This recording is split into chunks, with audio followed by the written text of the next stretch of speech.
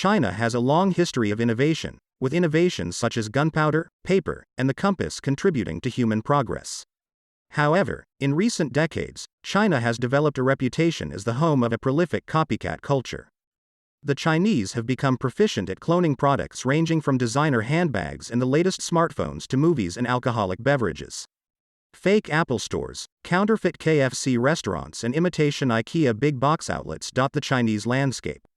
They have even built entire replica European towns. Some Western observers believe this cultural attitude towards imitation is rooted in Confucianism, where followers traditionally learned by replicating masterworks and then tried to improve upon them. The fact that today's copycat products are often referred to as shanzhai suggests that the Chinese are aware of the contemporary practice's dubious character. The word shanzhai, which means mountain stronghold, was first used to describe pirate enterprises that produced counterfeit goods in remote places beyond regulatory supervision. The imitation industry is no longer confined to lawless outposts. It has become mainstream, and government officials appear prepared to let other countries develop products and technologies that they can subsequently acquire legally through licensing or illegally through counterfeiting and espionage. This strategy helps China to remain competitive on the global stage while saving time and money on developing its own products. The development of weapon systems is one field where Chinese cloning has excelled to an alarming degree.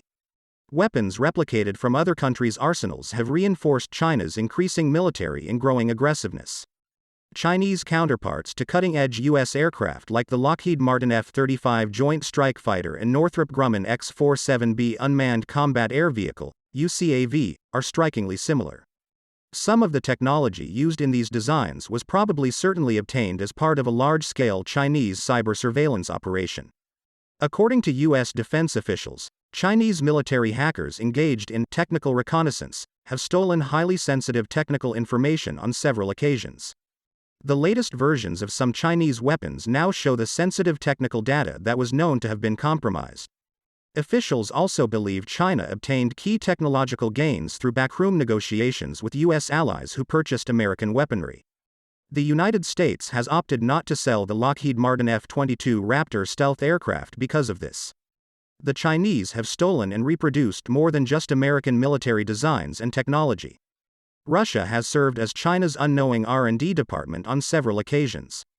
Russia needed money as the Soviet Union fell apart, so it launched a fire sale of its state-of-the-art Sukhoi Su-27 fighter. China purchased 24 of the fighters, but then secured a license to construct additional planes at home using essential Russian components. China stated the fighter no longer matched their needs after a few years and cancelled the contract. The Chinese quickly revealed the indigenously produced and equipped Shenyang J-11B fighter, which appears identical to the Su-27, much to the chagrin of the Russians. Russia continued to develop new technologies using Chinese money from military sales, which China then stole.